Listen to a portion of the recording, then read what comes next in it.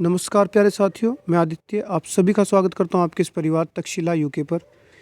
प्यारे बच्चों, आज मैं आपके लिए लेकर आया हूं practice set number 2। Practice set 1 मैंने डाल दिया था, आप लोगों को उम्मीद करता हूं बहुत पसंद आया होगा, बहुत हेल्पफुल वीडियो वो रही होगी।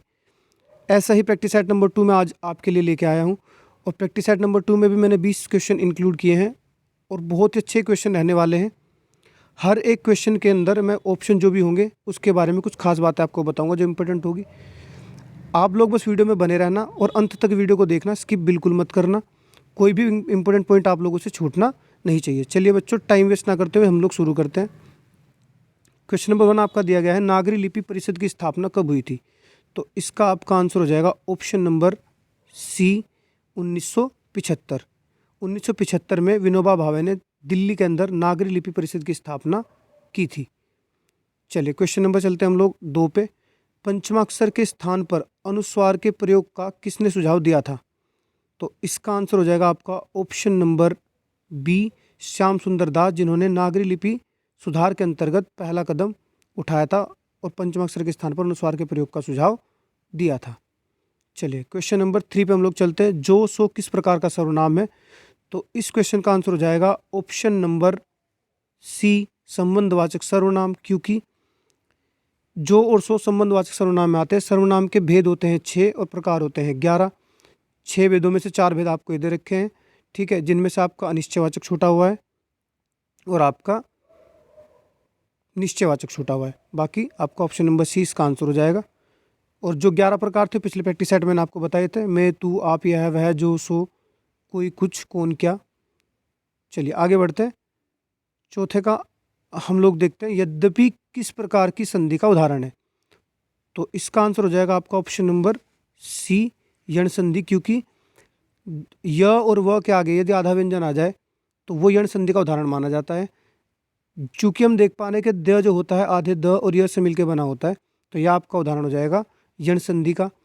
संधि की अगर मैं बात करूँ, संधि के 3 प्रकार होते हैं, स्वर संधि, व्यंजन संधि और विसर्ग संधि। स्वर संधि के 5 प्रकार होते हैं, दीर्घ संधि, गुण संधि, वृद्धि संधि, यण संधि और अयादि संधि। चलिए आगे बढ़ते हैं। ग्रामश्री कविता के रचयिता कौन है? बहुत ही अच्छा और प्यारा क्वेश्चन है। ग्रामश्री कविता के रचयिता कौन है? तो इसका आंसर हो जाएगा आपका ऑप्शन नंबर डी, जो कि क्या है, सुमित्रानंदन पंत। देखिए ध्यान आपको यहाँ से ये रखना है, कन्फ्यूजन क्रिएट हो सकता है यहाँ से। ग्राम जो है वो है जयशंकर प्रसाद की रचना और ग्रामश्री किसके? सुमित्रानंदन पंत की। तो यहाँ से आपको ये ध्यान रखना है। क्वेश्चन नंबर 6 पे चलते हैं। राजेश जोशी को किस वर्ष साहित्य अकादमी पुरस्कार दिया गया था?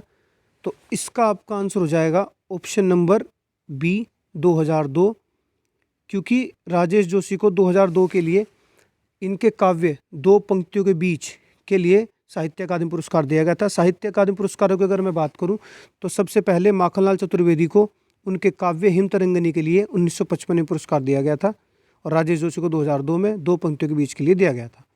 क्वेश्चन नंबर 7, उन्मीलन का विलोम शब्द क्या होगा? बहुत ही अच्छा क्वेश्चन है, प्यारा, ये भी कन्फ्यूजन क्रिएट करता है। उन्मीलन का विलोम शब्द हो जाएगा आपका निमीलन। ध्यान आपको यहाँ से रखना है कि जैसे आपको ऑप्शन नंबर में रोपण और उन्मूलन दे रखा है, तो ध्यान ये रखना है कि रोपण का विलोम उन्मूलन होता है, ना कि उन्मीलन का। दोनों देखो याद कैसे रखोगे, उन्मीलन और निमीलन, दोनों में मिलन मिलन लिखा हुआ है, तो ध्यान रखना उन्मीलन का होता है निमीलन और उन्मूलन का होता है रोपण।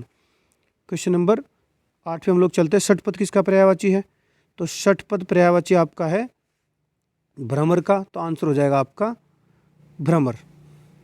नौवां क्वेश्चन आपका, कलम तोड़ना मुहावरे का अर्थ है?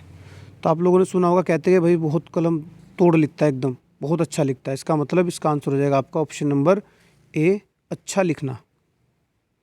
निम्न में से तत्सम शब्द चुनिए, हुलास, भंवरा, पक्ष या किवाड़। तो इसका आंसर हो जाएगा आपका ऑप्शन नंबर सी। तत्सम शब्दों की अगर मैं बात करूं तो तत्सम शब्दों में वो शब्द आते हैं जिनमें अधिकतर अक्ष, त्र, अज्ञ, श्र, अण और सलजम वाला स प्रयोग होता है। तो पक्ष में आ रहा है आपका क्ष, तो इसका आंसर हो जाएगा सी। बात करो ऑप्शन नंबर ए की, तो हुलास का तत्सम बैठेगा उल्लास, भंवरे का तत्सम बैठेगा भ्रमर और किवाड़ का तत्सम बैठेगा कपाट। तो आंसर आपका सी बैठेगा। मेवाती बोली है, तो मेवाती बोली है ऑप्शन नंबर ए, इसका आंसर हो जाएगा राजस्थानी। राजस्थानी की 4 बोलियां होती हैं, जिसमें आपकी जयपुरी, ढूंढाड़ी, मारवाड़ी, मेवाती और मालवी आती है।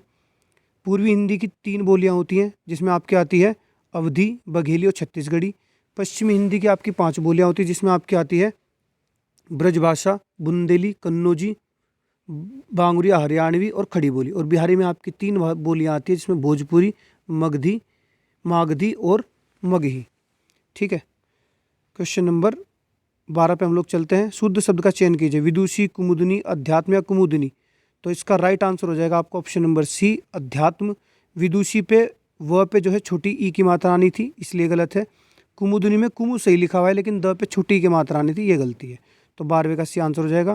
क्वेश्चन नंबर 13, वाच्य के कितने भेद हैं? तो बहुत आसान क्वेश्चन है। वाच्य के भेद होते हैं आपके ऑप्शन नंबर बी 3।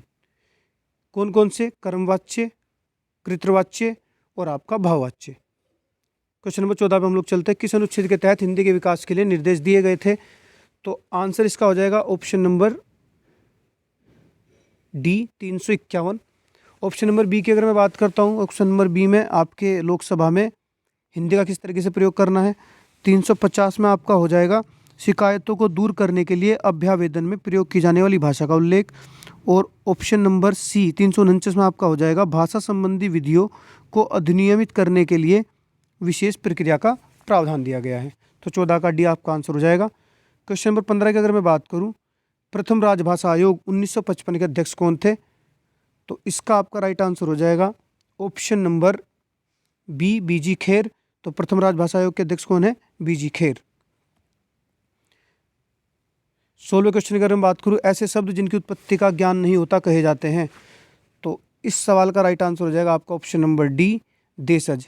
ऐसे शब्द जिनकी उत्पत्ति का कुछ पता नहीं होता।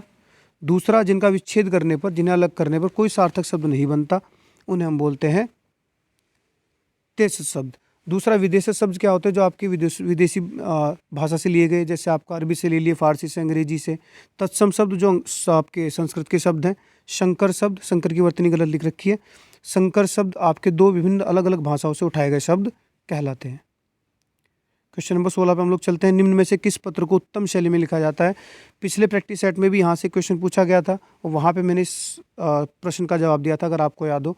मैंने बोला था निम्न में से किस पत्र मैंने बोला था कि जो अर्थशास्त्र के पत्र हैं, अर्थशास्त्र के पत्र 2 शैलियों में लिखा जाता है, एक उत्तम में और एक आपका मध्यम में। तो इसका आंसर हो जाएगा ऑप्शन नंबर सी, अर्थशासकीय पत्र। सरकारी पत्र आपका अन्य शैली में लिखा जाता है। क्वेश्चन नंबर 18 पे हम लोग आते हैं। विश्व हिंदी दिवस किस तिथि को मनाया जाता है? तो ये बहुत अच्छा प्यारा क्वेश्चन है आपका। तो इसका आंसर हो जाएगा आपका ऑप्शन नंबर बी, 10 जनवरी। 19 पे हम लोग चलते हैं। निम्न में से व्यक्तिवाचक संज्ञा का चयन कीजिए। तो ऑप्शन ए है गंगा, नदी, नुदा, आपका दूध और बुढ़ापा। तो मैं गंगा की अगर बात करूँ तो ऑप्शन नंबर ए आपका आंसर हो जाएगा गंगा, क्योंकि गंगा एक नदी का नाम होता है। नदी में बहुत सारी नदियाँ आती है, यमुना, गंगा, चंबल, बहुत सारी नदियाँ आती हैं। तो नदी हो जाती है जातिवाचक संज्ञा। दूध आपका द्रववाचक और बुढ़ापा आपका भाववाचक संज्ञा हो जाती है। तो 19 का ए आपका आंसर हो जाएगा। और इस प्रैक्टिस सेट 2 का लास्ट और अंतिम क्वेश्चन है आपका। निम्न में से अल्प विराम चिन्ह का चयन कीजिए। तो इसका आंसर हो जाएगा ऑप्शन नंबर डी, यानी डी आपका आंसर हो जाएगा। तो प्यारे बच्चों, ये थे आपके टॉप 20 क्वेश्चन आज के प्रैक्टिस सेट के। उम्मीद करता हूँ आपके लिए बहुत हेल्पफुल रहे होंगे। अगर आपको वीडियो अच्छी लगे तो इसे ज़्यादा से ज़्यादा लाइक कीजिए, शेयर कीजिए। ऐसे ही प्रैक्टिस सेट मैं आप लोगों के लेके आता रहूँगा। बस आप लोग मेरे साथ बने रहिए, तक्षशिला यूके के साथ जुड़े रहिए और मिलते हैं प्रैक्टिस सेट नंबर 3 के साथ नेक्स्ट वीडियो में। तब तक के लिए धन्यवाद।